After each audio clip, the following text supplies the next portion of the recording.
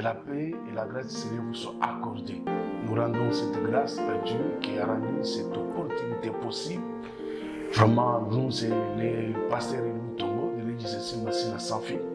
Nous sommes là dans le cadre de notre grande émission Super du Royaume avec un grand thème aujourd'hui, les Saint-Esprit. Saint-Esprit, c'est-à-dire l'impact du Saint-Esprit dans un chrétien. Voilà pourquoi je vous invite à lire ensemble avec moi dans ce fameux chapitre qui est bien connu. Donc je fais allusion à l'Acte chapitre 2. Du premier verset, nous descendons jusqu'au 5e verset. Nous lisons au nom du Seigneur Jésus-Christ de Nazareth. Les jours de la Pentecôte, ils étaient tous ensemble dans les mêmes lieux.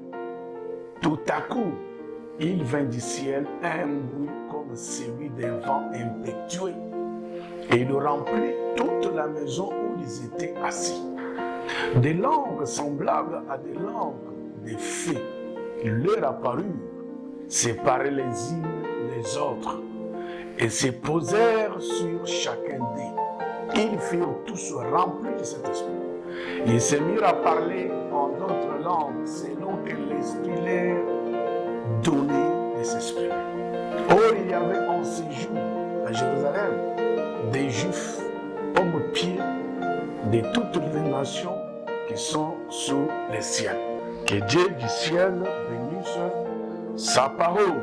Une petite historique sur le Saint-Esprit. D'entrée de jeu, nous disons que le Saint-Esprit, c'est un agent créateur. Le Saint-Esprit a participé à la création. Donc, de Genèse à l'Apocalypse, chaque livre parle du Saint-Esprit, excepté 3 livres dans la Bible qui ne parlent plus du Saint-Esprit. Je pense déjà à Jean 2 et Philémon, quelque chose comme ça. Mais le reste de tous les livres de Genèse, Apocalypse, parlent du Saint-Esprit même. Ça, c'est très capital pour ta connaissance. Donc le Saint-Esprit couvre toute la Bible entière, de Genèse jusqu'à Apocalypse. On parle que le Saint-Esprit, le Saint-Esprit, le Saint-Esprit, le Saint-Esprit. Donc c'est pourquoi nous voulons parler de ces grands thèmes, des fois négligés par nous qui sommes les prédicateurs, qui sommes censés amener la parole, le temps voulu, la nourriture, le temps convenable, à vous qui êtes les enfants de Dieu. Mais ici, une petite histoire, nous dirons ceci. Le Saint-Esprit,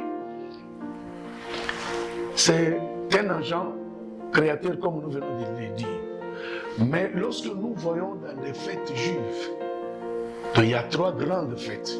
Il y a le sabbat, il y a la fête des prémices où la gerbe a été tournoyée, agitée, et il y a la Pentecôte. Il y a la Pentecôte. Les sabbats, c'est fêté. Aujourd'hui, nous pouvons dire que les samedis. Pendant les sabbats, aucun juif, aucun israélite ne pouvait travailler. Mais un juif au pied pouvait faire 1 kilomètre par jour tout en respectant les normes, je dis bien, du sabbat. On parlait de ça, les chemins du sabbat. Le lendemain du sabbat, il y avait la Pâque. Pas le lendemain, mais quelques temps après, il y avait la Pâque. La Pâque, ça célébrait le 14 du mois de Nissan. Le 14 mois de Nissan. C'est les jours où on célébrait la Pâque. Et le lendemain de la Pâque, c'était la fête de pain sans levain. Mais ils devraient plutôt manger 7 jours les pains sans levain. Donc, ce qui est synonyme et ce qui est image d'un chrétien saint, d'un chrétien pur, d'un chrétien sans péché, d'un chrétien sans impureté, devrait manger. Et il devrait maintenant faire 7 semaines. 7 semaines. Donc, c'est-à-dire 7 fois 7, ça donne 49. Et au 50e jour, c'est le jour où on devrait maintenant fêter la Pentecôte. La Pentecôte était fêtée ces jours-là. Voilà, ça c'est très capital, il faut connaître cela. Mais toutes ces fêtes dont je vous ai parlé ici, ça s'est accompli littéralement. Christ, c'est lui-même le sabbat. C'est pourquoi lorsqu'il est venu, les gens disaient que toi tu ne respectes plus le sabbat, c'est cela. Mais lui-même disait, c'est moi-même qui suis le sabbat. Parce qu'en Christ, il y a du repos. Mais quelqu'un qui croit en lui, il jouit d'un repos. Un repos terrible. Et nous savons que notre grand repos, c'est là-bas au ciel. Quand nous serons élevés, nous serons en repos. Pas question de tomber malade, pas question de la malaria, pas question de ceci ou cela, pas question de coronavirus. Nous serons en repos. Nous serons en repos. Et la Bible dit, la gerbe qui avait été, comment dirais-je, tournoyée, agitée, tout ça de côté à droite, c'était le symbole de la résurrection. Parce que c'était les prémices. Devrait amener la première semence, la première récolte plutôt. C'était les prémices. Cela supposait que Christ va mourir. Mais lorsque Christ mourra, il va ressusciter. Christ, c'est les prémices de tous les chrétiens. Comme Christ est ressuscité d'entre les morts, c'est-à-dire que nous aussi, nous ressusciterons. Souvenez-vous, vous qui nous suivez, notre premier thème, c'était sur la résurrection. C'est pourquoi nous voulons les marier à celui-ci. Donc, comme Christ est ressuscité, nous aussi, qui sommes restés vivants, nous n'avons pas à avoir peur de la mort. Même si nous mourons aujourd'hui, nous mourrons avec l'espérance qu'un jour, nous ressusciterons. Lorsque la trompette va sonner, bien-aimés, nous allons ressusciter d'entre les morts. Ce n'est pas notre problème, nous allons en parler dans notre première émission. Et puis la Bible nous dit, maintenant, au-delà de la Pâque, c'était les prémices dont je venais de vous parler. Et il devrait maintenant faire 7 semaines. C'est compliqué, mais c'est facile à comprendre. 7 semaines jusqu'au 49e jour. Jusqu'au 7e sabbat. Et le lendemain, il devrait maintenant amener une autre offrande. Des pains avec les vins. Des pains levés. C'est-à-dire des pains où il y avait du levain. Ce qui suppose qu'il y avait du péché. Parce que le premier pain, c'était le pain sans levain. Mais le deuxième, c'est avec du levain. Des pains avec levain. C'est l'Église et Israël, bien aimé. C'est l'Église et Israël. Donc le Saint-Esprit est tombé sur les Juifs et sur les païens. Sur les Juifs et sur les païens. C'est les deux catégories ici qui forment l'Église d'aujourd'hui que nous avons. Dans l'Église d'aujourd'hui, il y a les Juifs. Évidemment, les Juifs convertis. Les Juifs qui ont donné leur vie au Seigneur. Les Juifs qui ont renoncé aux œuvres mortes. Les Juifs qui ne comptent pas sur la loi de Moïse. Mais les Juifs qui reconnaissent la grâce de Dieu. Alléluia. Les Juifs qui reconnaissent que Christ était mort et il est ressuscité. Christ est glorifié, il est assis sur le trône de la grâce. En attendant qu'on fasse de ses ennemis son marche-pied. Il y a eu des pains qu'on amène encore. Mais cette fois-ci, pas les pains sans le vin, mais les pains avec le vin. Les pains avec du levain. Synonyme ou symbole d'un chrétien pécheur, d'un païen qui n'a pas encore cru au Seigneur. Lorsque le Saint-Esprit tombait là, lorsque le Saint-Esprit fut répandu, il fut répandu sur 120 disciples. 120 disciples, la plupart c'était les Juifs, la plupart c'était les Israélites. Mais lorsqu'ils ont réussi, ils ont commencé à parler en d'autres langues. Or, en ces jours-là, il y avait beaucoup de gens d'autres nations qui étaient en séjour en Israël, à Jérusalem plutôt. Et chacun de ces gens-là les entendait parler des merveilles de Dieu dans sa propre langue, dans leur dialecte, bien aimé. Dieu est grand, Dieu est merveilleux. Il n'y a que Dieu qui peut faire ça. Là, Dieu leur montrait tout simplement que l'évangile que vous avez ne vous appartient pas seul. Cet évangile, répondez-le jusqu'aux extrémités de la terre. Jusqu'aux extrémités de la terre. Bien aimé, c'est comme ça que le Saint-Esprit fut répandu. Le Saint-Esprit a été libéré. La Bible dit ceci. Christ leur avait dit ceci.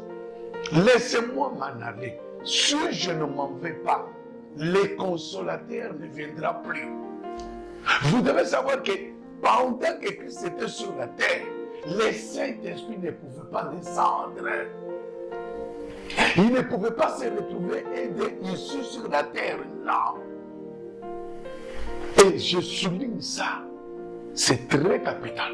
Quand Christ est venu, il est venu d'une façon visible. C'est-à-dire que Christ n'avait jamais été un corps. Non, Christ est esprit. Mais à cause de toi, à cause de moi, Christ a revêtu le corps. Christ a revêtu le corps. Christ a accepté de naître parmi une vierge. Mais lorsque le Saint-Esprit vient, le Saint-Esprit ne porte pas un corps. Le Saint-Esprit vient comme ça. Le Saint-Esprit est immatériel. Le Saint-Esprit est... Nous pouvons voir ses dons, nous pouvons sentir ces armes que nous portons depuis qu'il est là. Nous avons les armes spirituelles. C'est le Saint-Esprit qui répond l'amour de Dieu dans nos cœurs. C'est le Saint-Esprit qui nous rend capables de pouvoir exercer le ministère. C'est le Saint-Esprit qui déverse en nous la sagesse et l'intelligence de Dieu. C'est le Saint-Esprit qui nous rend capables même de pratiquer la parole, d'obéir à sa parole, bien-aimée. Et la Bible déclare, ces jours-là, en Israël, à Jérusalem plutôt, ils demeurèrent dans la chambre haute. Ils ont demeuré, ils ont prié, ils ont persévéré dans la prière. Ils ont persévéré dans la prière à un certain moment, le jour de la Pentecôte. La Bible était claire que le Saint-Esprit descendra que le jour de la Pentecôte. Pas un jour plus tôt, pas un jour plus tard. Dieu fait toutes bonnes choses en son temps. Toi qui te dis toujours que oh, Dieu ne m'a pas fait ceci, ne m'a pas donné cela ou ceci. Mais Dieu a un calendrier pour toi. Dieu a un programme pour toi. Il fait toutes bonnes choses en son temps. Le Saint-Esprit descendit que le jour où Dieu avait prévu qu'il descendra. Le Saint-Esprit ne pouvait pas descendre autre jour. C'était le jour de la Pentecôte. Pentecôte veut tout simplement dire 50e jour. Le Saint-Esprit est descendu. Parce que Christ avait dit, je ne vous laisserai pas orphelins. Je vous enverrai les consolateurs. Celui qui vous conduira dans toute la vérité. Bien-aimé, tu as déjà imaginé ce que tu pouvais être sans le Saint-Esprit. Tu allais être comment? L'homme ne peut pas aimer les choses de Dieu. La chair, ses désirs sont contraires à ceux de l'esprit. Lorsque le Saint-Esprit descend en toi, bien-aimé, c'est pour qu'il fasse de toi sa demeure. Quel privilège, quelle raison nouvelle. Le Saint-Esprit est venu pour construire, bâtir le corps du Christ, qui est l'Église. Corps du Christ. Bien-aimé, Christ ne viendra pas enlever toutes nos communautés que nous connaissons aujourd'hui. Je ne suis pas contre les communautés, toutes ces églises, toutes ces dénominations. Mais Christ a son église qui réunit au sein d'elle les Juifs convertis, les Chinois convertis, les Européens convertis, les Américains convertis, les Africains convertis, les Congolais de la RDC convertis. Convertis. C'est cette église que Christ viendra enlever. Christ ne viendra pas enlever autre chose. Non. Cette église-là, elle est spirituelle. C'est le Saint-Esprit qui fait le membre de cette église. Lorsqu'il vient s'installer en toi, il demeure en toi. Il commence son œuvre en toi. Il t'éteint, il te façonne. Tu deviens comme Christ. C'est alors que ton nom sera inscrit, que ton nom figurera plutôt dans le livre de vie. Bien-aimé, c'était un peu ça l'histoire du Saint-Esprit. Mais là, nous en sommes déjà à la descente du Saint-Esprit. Nous voulons parler d'un seul point. Un seul signe, les bruits. Parce que la Bible dit, il y a eu les bruits. Il y a eu les bruits. Premier signe. Les bruits étaient comme un son, comme un mugissement. D'un vent violent et impétueux. Le Saint-Esprit symbolisé par le feu. Le Saint-Esprit symbolisé par le vent. Le Saint-Esprit symbolisé par le vent. Le Saint-Esprit symbolisé par les souffles. Le Saint-Esprit symbolisé par de l'eau. Le Saint-Esprit symbolisé par l'huile. Parlons aujourd'hui donc l'huile. Mais si nous parlerons du bruit qu'il y a eu ces jours-là avant qu'ils reçoivent le Saint-Esprit, pendant qu'ils priaient, pendant qu'ils persévéraient dans la prière, pendant qu'ils étaient connectés au trône de Dieu, pendant, Seigneur, pendant bien-aimé, qu'ils étaient en communion avec lui, la promesse est accomplie parce que là, le Saint-Esprit, c'était une promesse. Il y a des gens qui se plaignent aujourd'hui que Dieu m'a promis, mais Dieu n'arrive pas à accomplir. Non, Dieu, c'est un Dieu qui accomplit les promesses. Dieu, ce n'est pas un Dieu seulement des promesses. Ce qu'il promet, il est en mesure de l'accomplir au temps voulu, au temps opportun. Au temps prévu par lui-même. La Bible déclare, la promesse fut accomplie. Ces jours-là, le Saint-Esprit, lorsqu'il descend, c'est pour créer une église, l'église du Christ, l'église de Jésus. Pas n'importe quelle église. Pas des scènes auxquelles nous assistons aujourd'hui. La véritable église, c'est celle qui est construite, bâtie par le Saint-Esprit. Bien-aimés, comprenez? Même du jour, comment dirais-je, du moment où Christ était dans ce monde, le Christ n'existait pas. Ah, là, peut-être scandalise quelqu'un. Parce que si vous lisez très bien dans le livre de l'Évangile selon Matthieu, la Bible dit, Christ dit ceci aux disciples, je bâtirai de mon église. Je prends Matthieu 16, 18. Je bâtirai de mon église. C'est-à-dire, même du temps de Jésus, l'église n'existait pas. L'église, c'est le produit. C'est le produit du Saint-Esprit. L'église, c'est le résultat du Saint-Esprit. Sans le Saint-Esprit, il n'y aurait pas eu l'église. Il n'y aurait pas eu l'église. Lorsque le Saint-Esprit descend, l'homme ne se conduit pas seul soi-même.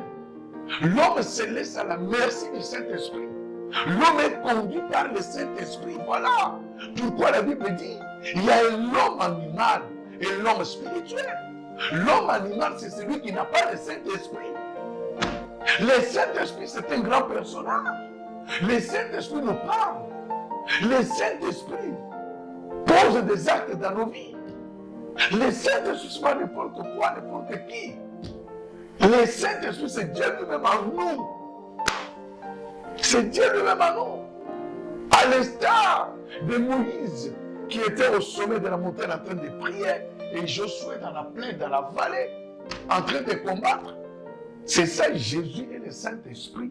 Jésus est sur le trône. Le Saint-Esprit est ici sur la terre. Le Saint-Esprit est ici, bien-aimé.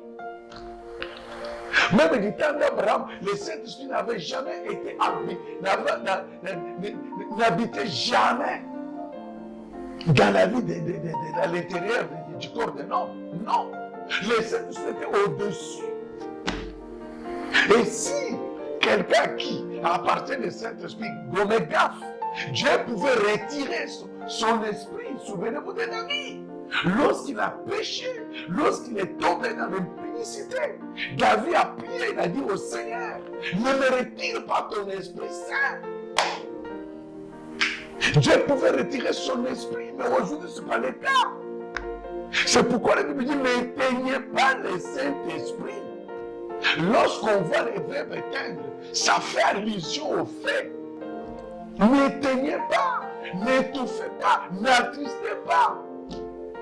On ne peut pas trister quelque chose qui n'a pas de sens, qui n'a pas de morale, qui n'a pas d'intellect, qui n'a pas de psychisme. C'est pour dire que l'intellect, c'est une personne. Lorsque tu pêches, Il met sa main au joug. Il est attristé. Il se dit désolé d'avoir habité dans ton corps. Bien-aimé, gardons jalousement le Saint-Esprit qui est en nous. Veillons sur le Saint-Esprit. Craignons Dieu. Menons une vie de sainteté. Si aujourd'hui l'Église manque de l'efficacité, toutes les brousses qui entourent la ville, toutes ces montagnes sont prises d'assaut par les gens qui cherchent ardemment la face de Dieu dans la prière des jeunes. Les gens prient quotidiennement, à chaque moment, mais les résultats sont moindres. Les résultats ne sont pas à la hauteur des prières faites. Pourquoi les gens n'attachent pas l'importance au Saint-Esprit? Tu mets toujours recevoir quoi? Le Saint-Esprit descend dans les croyants. Le Saint-Esprit descend dans les chrétiens. Le Saint-Esprit n'est pas donné aux païens. C'est pourquoi la Bible dit, c'est lui qui n'en a pas, il ne m'appartient plus. Il ne m'appartient pas. Voilà la généralité, c'est le Saint-Esprit bien-aimé. Abraham n'a pas connu le Saint-Esprit dans sa vie. Non. Abraham, le Saint-Esprit était au-dessus de lui. David, au-dessus de lui. Donc, dans les temps, c'était octroyé à 3 catégories. Les rois, les prêtres et les prophètes. Le reste du peuple n'en avait pas. N'en avait plus, bien-aimé. Aujourd'hui, toi, tu as le Saint-Esprit dans ta vie. Ne blague pas avec le Saint-Esprit. Garde le Saint-Esprit soigneusement, jalousement. Que le Seigneur vous bénisse. Que le Seigneur vous accorde ces chers Saint-Esprit. Que le Saint-Esprit œuvre dans vos vies. Que le Saint-Esprit vous rende capable d'annoncer la bonne nouvelle. Que le Saint-Esprit amène une vie de miracle dans vos vies. Que le Saint-Esprit vous ouvre les yeux. Que le Saint-Esprit vous remplisse de son intelligence, de sa sagesse, de son esprit de discernement. Que tout ce que vous avez comme don du Saint-Esprit en vous, qu'il soit ranimé. Ranimé, que le feu s'allume encore.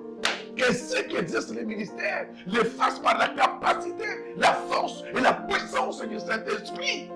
Vous qui n'en avez pas, recevez le Saint-Esprit. Sans le Saint-Esprit, vous ne verrez jamais le ciel. À l'instar de l'Ézère de Damas, il a pris Rebecca, il l'a amené chez Isaac. C'est ça la mission primordiale du Saint-Esprit. C'est de prendre l'Église ici-bas, sur cette terre des hommes, et amener l'Église dans la présence du Christ. Que le Seigneur vous bénisse, vous comble de sa puissance et qu'il vous revête de toutes les armes spirituelles. Au nom de Jésus-Christ, Amen.